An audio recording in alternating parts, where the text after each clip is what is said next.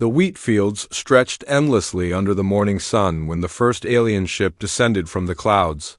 Farmers stopped their work and pointed at the massive vessel that hovered silently above their crops.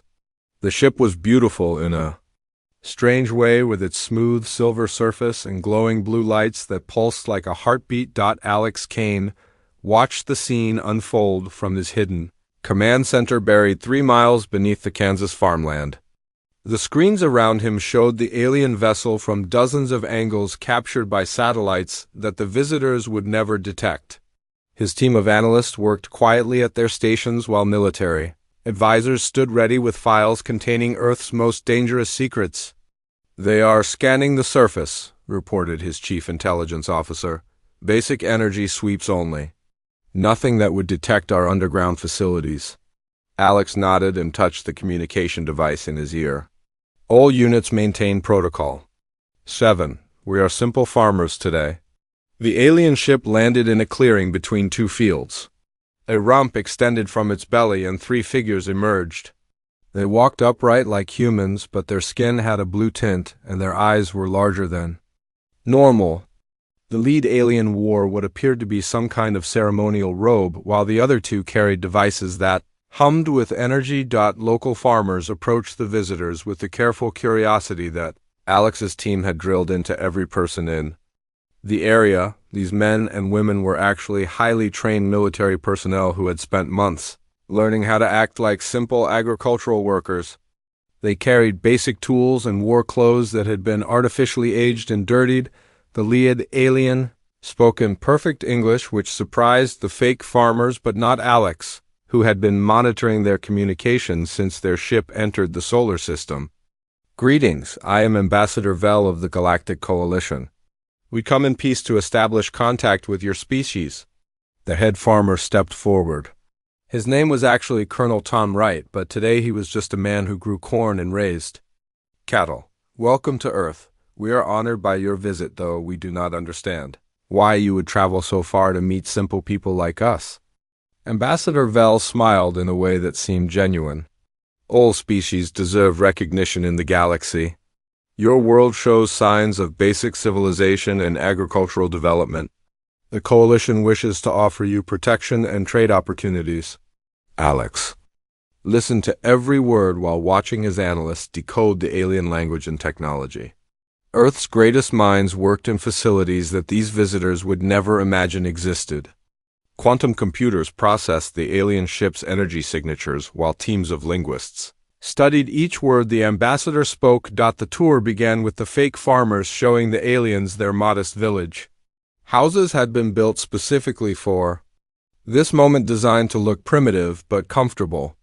The aliens saw livestock grazing in fields and simple tools used for farming. They observed what appeared to be a peaceful society focused entirely on growing food and raising animals. "Your people seem content," observed Ambassador Vel as they walked past a group of children playing with wooden toys. These children were the sons and daughters of Earth's most elite military families, but they acted their parts perfectly. "We find happiness in simple things," replied Colonel Wright. "The harvest feeds our families and the seasons bring us peace." Below ground, Alex watched thermal imaging that showed 17 coalition ships hidden in Earth's upper atmosphere. His military advisors had already calculated exactly how to destroy each vessel using weapons the aliens could not detect or defend against. Earth's orbital platforms remained invisible using technology that bent light around their massive structures. The aliens took samples of Earth's crops and soil. They scanned the fake farmers with devices that measured genetic markers and brain activity. Everything they discovered supported the image of a primitive but stable civilization that posed no threat to anyone. "Your species shows potential," Ambassador Vel told the gathered villagers. "The Coalition includes thousands of worlds and millions of species. Strong civilizations protect weaker ones in exchange for resources and loyalty. Earth could benefit greatly from such protection." Alex clenched his fists as he listened to the condescending tone. Earth's secret military could reduce the entire Coalition fleet to space dust within hours, but the long-term strategy required patience, Let them think humanity was weak. Let them reveal their true intentions and military capabilities while Earth remained hidden in plain sight. The aliens demonstrated some of their technology to impress the farmers. They showed a device that could purify water instantly, and another that healed minor cuts and bruises. The fake farmers reacted with appropriate wonder and gratitude while hidden. Sensors recorded every detail of how these devices functioned. "We must return to our ship to make our report," Ambassador Vel announced as the sun began to set. "The Coalition Council will be pleased to learn of Earth's potential for membership. You will be contacted again soon with our decision." The farmers thanked the aliens repeatedly and waved as their ship lifted off into the darkening sky. As soon as the vessel disappeared, the fake villagers began their real work. Every tool and surface the aliens had touched was carefully collected for analysis. The soil samples they had taken were replaced with identical specimens that would continue the deception. Alex finally allowed himself to smile as he watched his people work. The aliens had no idea they had just visited one of the galaxy's most dangerous civilizations. Earth's true military power remained completely hidden, while the Coalition had revealed enough of their technology and attitudes to confirm Alex's worst fears about their intentions. "Begin Phase 2 preparations," he ordered his staff. "If they want to treat us like primitive farmers, then we will give them exactly what they expect to see. Meanwhile, our real work continues in the shadows." The stars appeared in the clear night sky above the Kansas farmland. Soon, those same stars would burn red with fire, but tonight they watched silently over a world that had successfully hidden its deadliest secrets behind a mask of peaceful simplicity. 3 months passed before the Coalition returned with their decision. This time, Ambassador Vel brought a much larger delegation, including military officers whose uniforms displayed ranks and honors from countless conquered worlds. The meeting took place in the same Kansas field, but now Earth had constructed what appeared to be a simple wooden pavilion for the formal ceremony. Alex Kane watched from his underground command center as the elaborate alien procession approached the humble structure. The Coalition had brought representatives from a dozen different species, each more advanced looking than the last. They carried scanning devices and recording equipment that would document humanity's acceptance into their galactic order. "Remember, everyone," Alex spoke into his communication network, "we are honored and grateful farmers who cannot believe our good fortune." The fake farmers gathered around the pavilion wearing their best clothes, which had been carefully designed to look handmade and simple. Colonel Wright stood at the front of the group, clutching a hat in his hands like a nervous rural leader meeting important city officials. Ambassador Vel took his place at a podium that his people had assembled. The device projected his voice across the field while simultaneously translating his words into dozens of languages that other Coalition species could understand.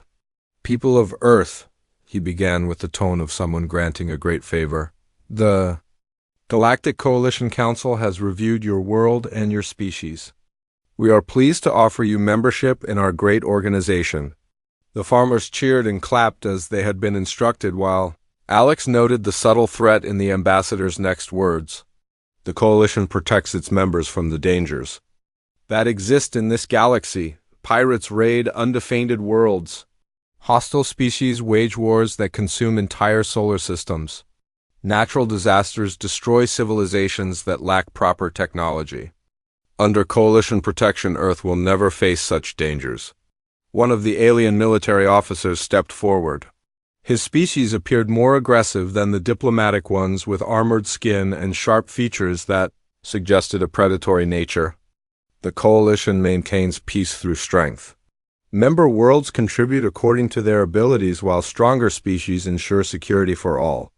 Alex translated the euphemisms in his mind.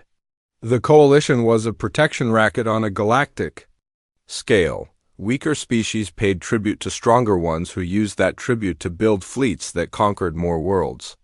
It was an endless cycle of expansion and domination disguised as mutual cooperation. "What would Earth contribute to this great alliance?" asked Colonel Wright with carefully rehearsed humility.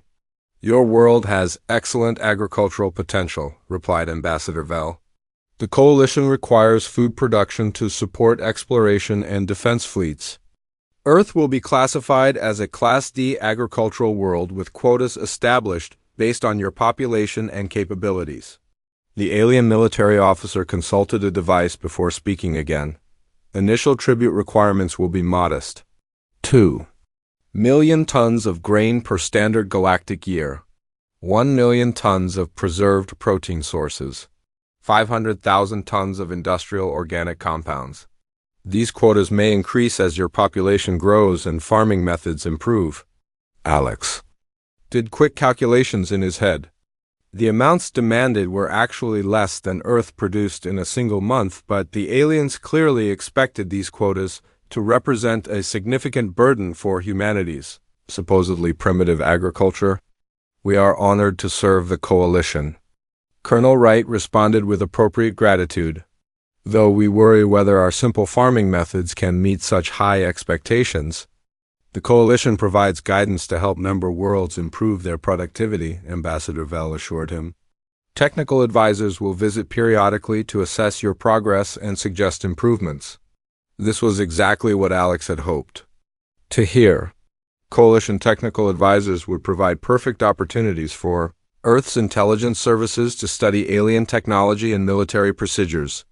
The visitors would see only what humanity wanted them to see, while revealing their own capabilities and weaknesses. The ceremony continued, with coalition representatives explaining the structure of their organization. A council of dominant species made all major decisions while lesser members followed orders and contributed resources. Military protection was provided by the Hegemony Fleet, which maintained bases throughout coalition space and responded swiftly to any threats. Some member worlds have attempted to resist coalition guidance, the military officer mentioned with casual menace. Such resistance always proves futile and costly. The Hegemony Fleet has never failed to restore proper order to rebellious systems. Alex made note of every species represented in the coalition delegation. His analysts were already identifying their home worlds and military capabilities using intelligence gathered from captured communications and energy signatures. Each piece of information would prove valuable when Earth eventually revealed its true nature, the aliens presented Earth with a communication device that would allow contact with coalition administrators. The device looked impressive, but Alex's technicians would soon discover it was primarily designed for surveillance and control rather than genuine communication. Your first tribute shipment will be expected in 6 months, Ambassador Vell announced. Coalition transport vessels will arrive to collect your contributions and deliver any supplies your world requires. The farmers asked, carefully prepared questions about trade opportunities and cultural exchange. The answers revealed the coalition's true attitude toward weaker species. There would be no real trade, only tribute collection. Cultural exchange meant adopting coalition values and abandoning any customs that interfered with productivity. As the ceremony concluded, Ambassador Vell made one final announcement that confirmed Alex's worst fears about coalition intentions. The galaxy contains many dangers that threaten peaceful civilizations. The coalition has recently detected signs of expansion by the Crimson Fleet pirates in this sector. We are also monitoring several primitive species that show aggressive tendencies and may require intervention. Earth's membership in the coalition ensures protection from all such threats. Alex realized that the coalition had probably destroyed or enslaved every other intelligent species in this region of space. Earth was not joining a benevolent alliance, but accepting subjugation by galactic conquerors who had refined their methods over centuries of expansion. The alien delegation departed, with promises to return for Earth's first tribute delivery. The fake farmers waved goodbye while maintaining their act of simple people. Overwhelmed by contact with advanced civilizations, that night Alex met with his senior staff in the secure briefing room. Deep beneath the Kansas soil, the walls displayed star charts showing coalition territory and the locations of their major fleet bases. "They think we are helpless prey animals," Admiral Beth Torres observed with cold anger. "A species to be harvested like the crops we pretend to grow." "Perfect," Alex replied with a smile that held no warmth.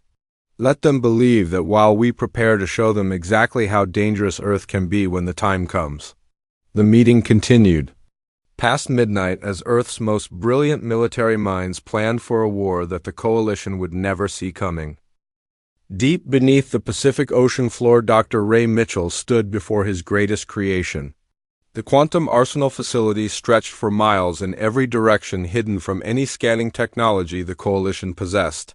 Massive manufacturing bays produced weapons that would have seemed like magic to the aliens who thought Earth was populated by simple farmers.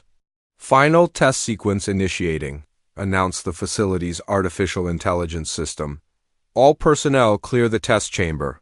Ray watched through reinforced viewing ports as robotic arms assembled a device no larger than a briefcase. The quantum torpedo represented 15 years of theoretical physics research combined with Earth's most advanced manufacturing techniques. When deployed, it could collapse the molecular structure of any target within a radius of 50 kilometers. The test target was a decommissioned aircraft carrier that had been stripped of all useful materials and towed to the test site.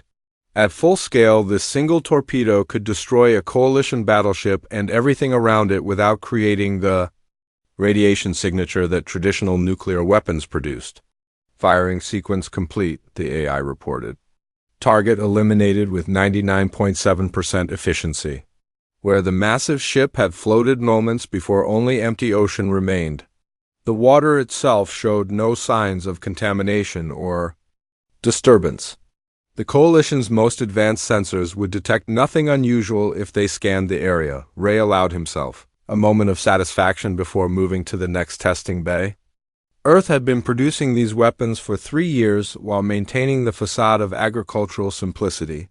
Hidden factories on the moon and in asteroid belts manufactured millions of quantum torpedoes along with other devices that would revolutionize warfare. "Dr. Mitchell to the command center," his assistant's voice echoed through the facility's communication system. "Priority message from Director Kane." Ray took a high-speed transport pod through the facility's tunnel network. The command center occupied a massive cavern filled with holographic displays showing Earth's true military capabilities. Dozens of technicians monitored construction projects and weapon deployments while maintaining the security protocols that kept everything hidden from Coalition surveillance. Alex Kane's image appeared on the main display transmitted from his own command bunker in Kansas. "Ray, we need to accelerate production schedules. Our intelligence sources indicate the Coalition is planning something big." "What kind of something?" Ray asked while reviewing production reports on his personal display. "Admiral, Torres intercepted communications suggesting they have discovered other human colonies beyond our solar system. The Coalition is preparing a major fleet movement to investigate worlds they classify as potential threats." Ray felt ice form in his stomach. Earth's deception had been designed to protect the homeworld while human colonies in distant systems developed their own defenses. If the Coalition discovered those settlements before they were ready, the results would be catastrophic. "How much time do we have?" Ray asked. 6 months at most before their exploration fleets reach the Proxima system. "Our people there have been following the same protocols we established here, but they lack the military infrastructure to resist a serious Coalition assault." Ray began calculating production requirements in his head. "We can triple quantum torpedo manufacturing if we bring the Titan facility online ahead of schedule. The lunar shipyards can accelerate frigate construction, but we will need to sacrifice some stealth measures." "Do whatever is necessary," Alex ordered. "The time for hiding may be ending sooner than we planned." The transmission ended, and Ray immediately began issuing orders to his department heads. Throughout the hidden facility, alarms sounded as work shifts doubled and manufacturing lines began operating at maximum capacity. Meanwhile, Captain Dan Rivers floated in zero gravity aboard the stealth ship Phantom's Edge. His vessel was one of 50 similar warships hidden throughout the outer solar system, disguised as asteroids or space debris. The Coalition's regular patrol sweeps detected nothing unusual because Earth's stealth technology bent electromagnetic radiation around the ships, making them effectively invisible. "New orders from command," his communications officer reported. All Ghost Fleet vessels are to complete final weapons testing and prepare for possible combat deployment. Don had been waiting for this moment since joining the Ghost Fleet program 5 years earlier. His ship and crew had trained endlessly for the day when Earth would reveal its true military power to the galaxy. The Phantom's Edge carried enough firepower to destroy a coalition battle cruiser in single combat while remaining undetected until the moment of attack. Signal all department heads, Down ordered. Combat readiness exercises begin immediately. This is not a drill. His crew had been selected from Earth's most elite military units. They understood that their mission was not just warfare, but the preservation of human independence against an enemy that considered them livestock to be harvested. The ship's weapon systems came online with mechanical precision. Quantum torpedo launchers loaded their deadly cargo, while adaptive shielding systems prepared to deflect any return fire. The Phantom's Edge was ready for war even though the Coalition had no idea it existed. Similar preparations were taking place throughout Earth's hidden military network. On the Moon's far side, massive railgun installations emerged from concealed bunkers. In the asteroid belt, automated factories worked around the clock producing drone fighters that could operate without human pilots. Earth's orbital platforms began extending their weapon arrays while maintaining the holographic camouflage that made them appear to be space debris. Admiral Beth Torres coordinated the massive mobilization from her command ship hidden in Saturn's ring system. The vessel had been disguised as a research station, studying the planet's magnetic field, but was actually the nerve center for Earth's most advanced intelligence operations. Status report from all sectors, she ordered her staff. Lunar defense. Grid at 80% readiness, reported her tactical officer. Asteroid belt manufacturing facilities operating at maximum capacity. Ghost Fleet vessels completing final preparations for combat deployment. What about our intelligence assets? In Coalition space? All deep cover operatives report normal Coalition fleet movements. No indication they suspect anything unusual about Earth's capabilities. However, we are detecting increased communications traffic suggesting preparation for a major military operation.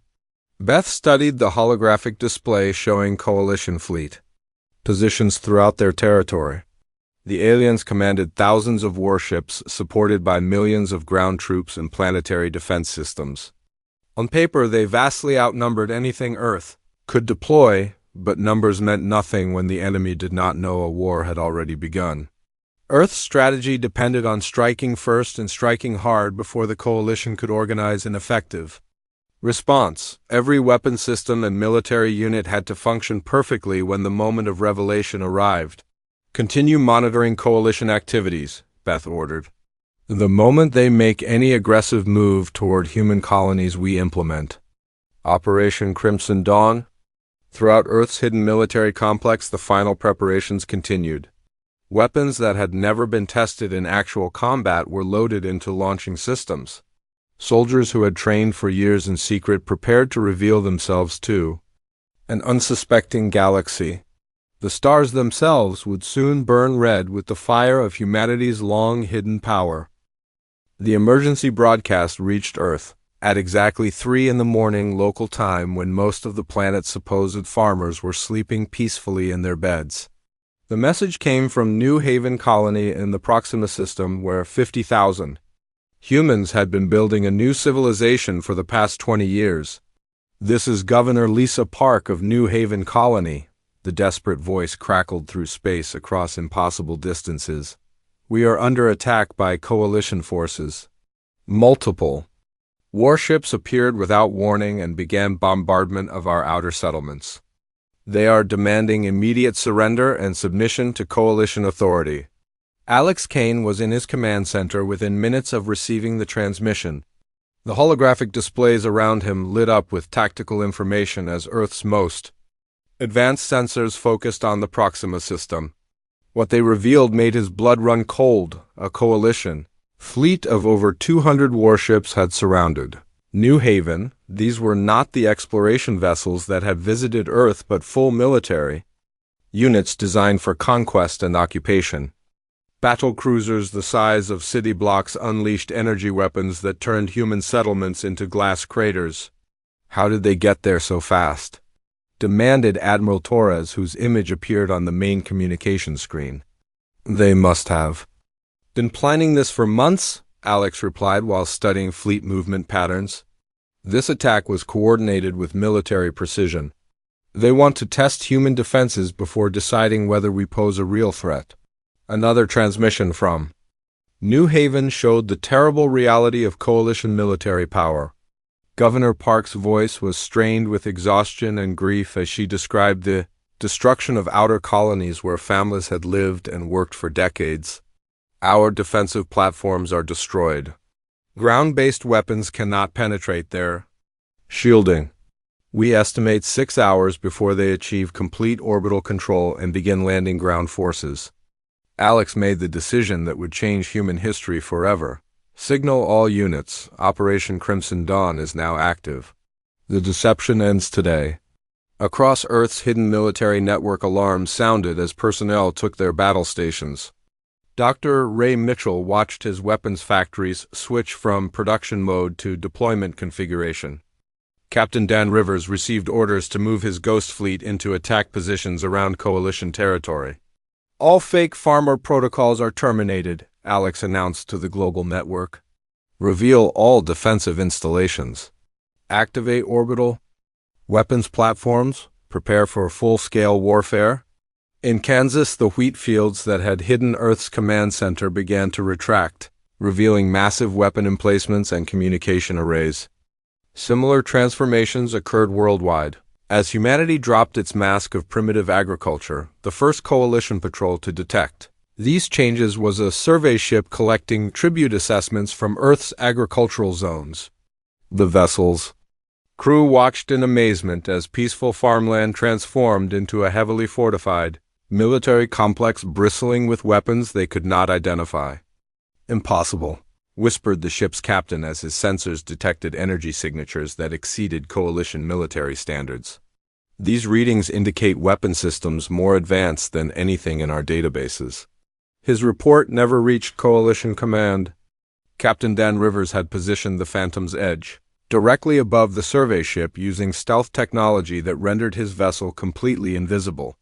A single quantum torpedo reduced the coalition vessel to scattered atoms before its crew could transmit their discovery. Similar attacks occurred throughout coalition space as Earth's Ghost Fleet revealed itself for the first time. 50 stealth warships emerged from hiding places where they had observed coalition military operations for years. Each ship carried enough firepower to destroy multiple enemy vessels while remaining undetected until the moment of attack. Admiral Torres coordinated the assault from her hidden command ship while monitoring the defense of New Haven. All Ghost Fleet units report successful elimination of target vessels. Coalition Command appears unaware of our presence. Maintain operational security, Alex ordered. We need to destroy their major fleet concentrations before they realize what is happening. The Ghost Fleet's next targets were coalition supply depots and communication relay stations scattered throughout their territory. These installations had seemed impregnable, defended by automated systems and patrol fleets.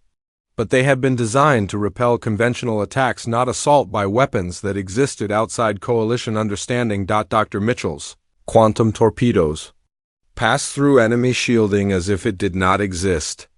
The molecular disruption technology collapsed the atomic structure of target vessels, leaving no debris or energy signatures that coalition sensors could analyze. To observers, it appeared that their ships and stations were simply vanishing from existence. The Ghost Fleet reports successful elimination of the Centauri supply complex, Torres announced. Enemy casualties estimated at 15,000 personnel plus complete destruction of stored materials. Target their main fleet base at Rigel 7, Alex commanded. That facility coordinates military operations for this entire sector.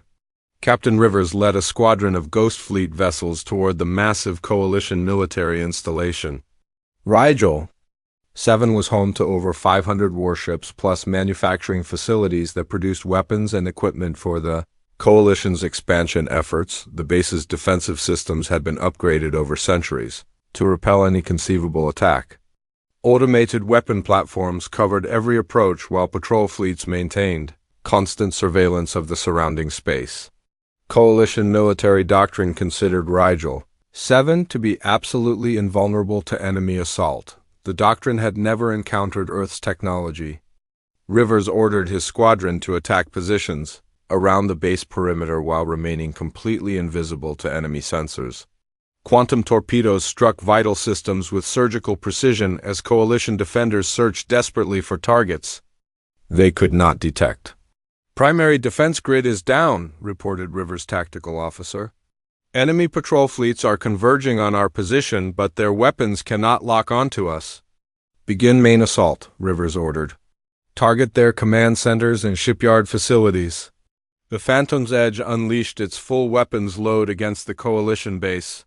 Quantum energy tore through defensive barriers and reduced massive installations to molecular dust.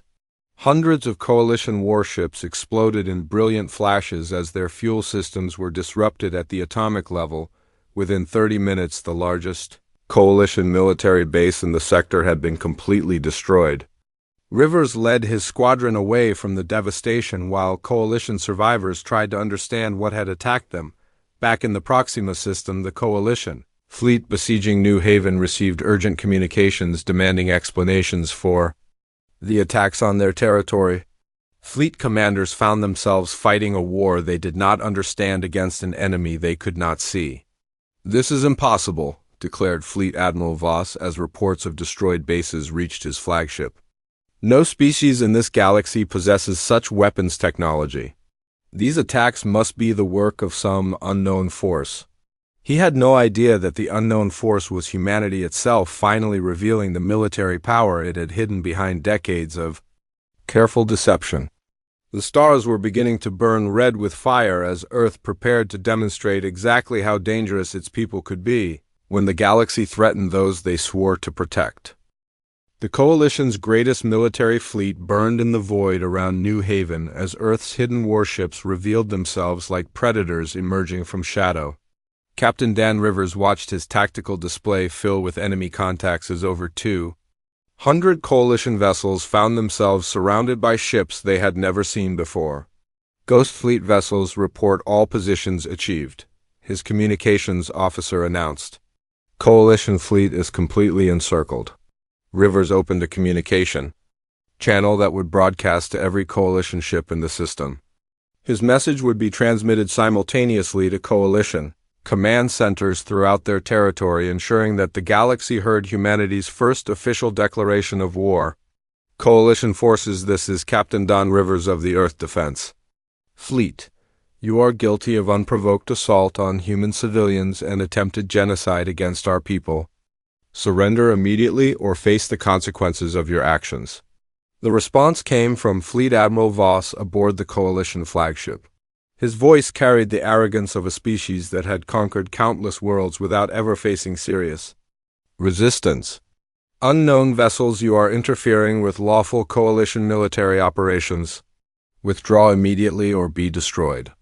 No primitive species has ever successfully challenged Coalition authority.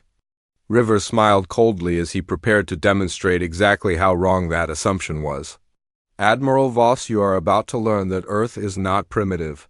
We have been watching your military operations for years while preparing for this moment.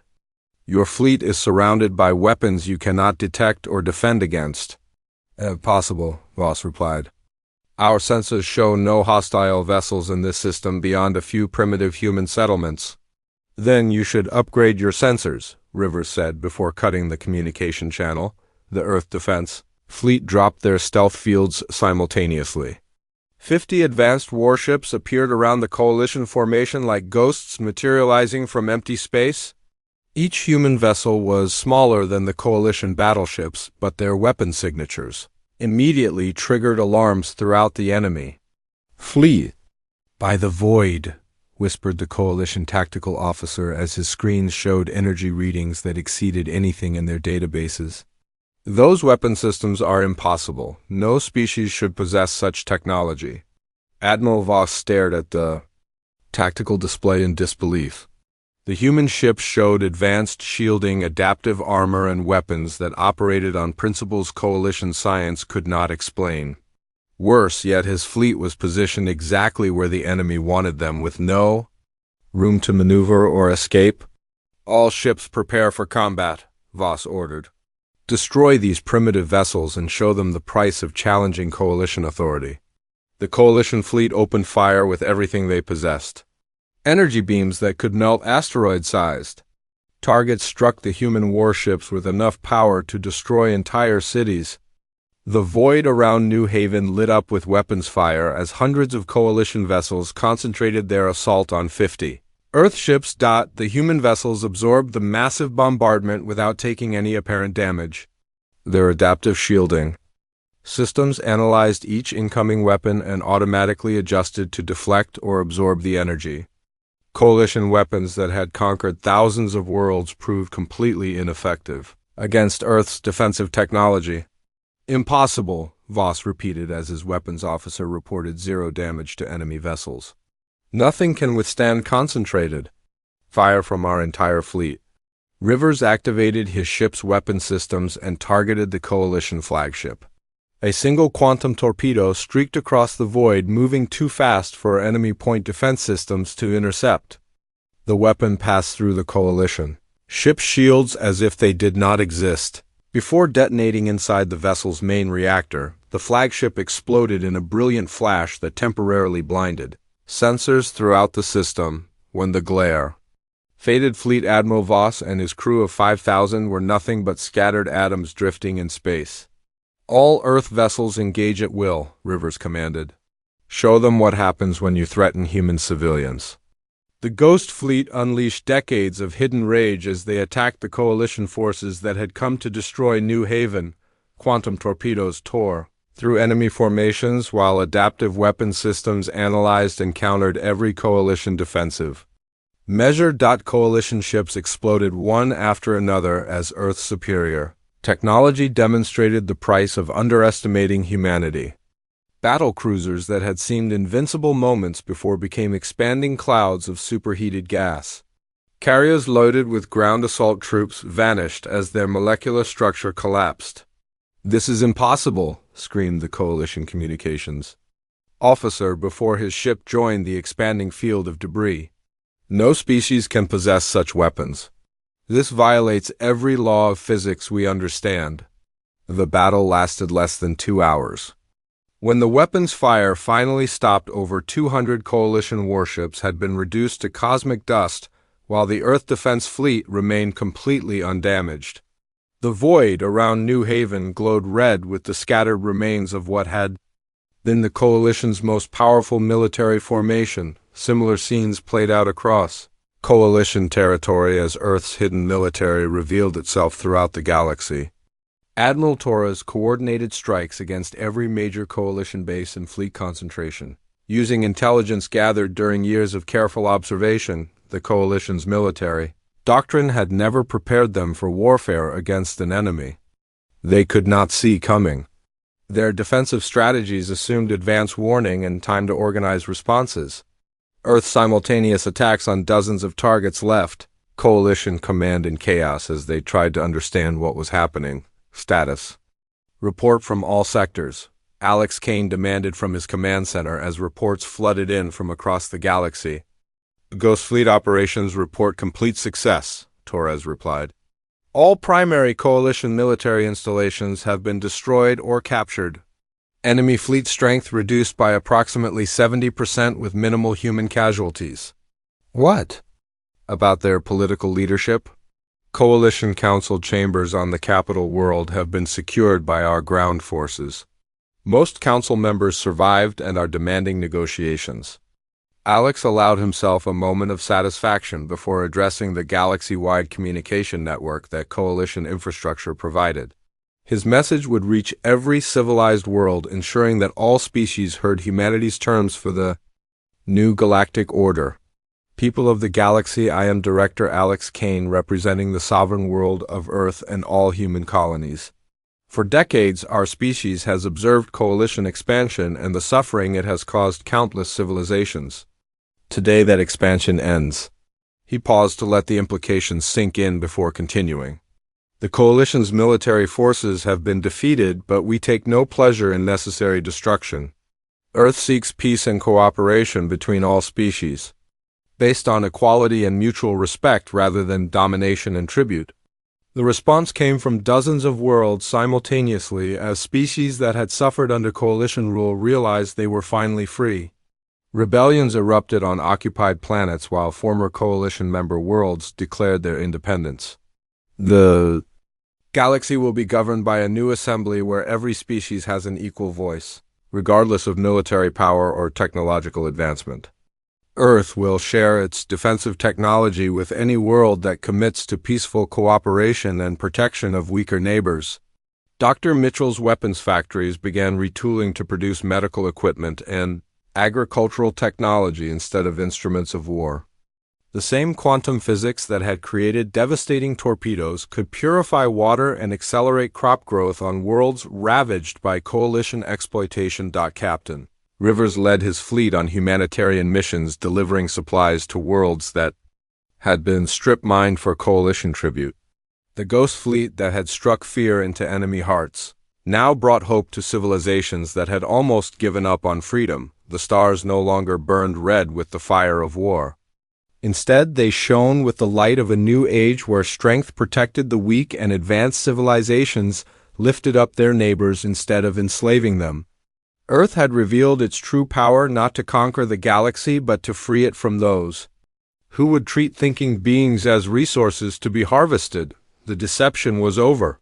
Humanity stood revealed as guardians of galactic peace committed to ensuring that no species would ever again face extinction at the hands of those who mistook compassion for weakness.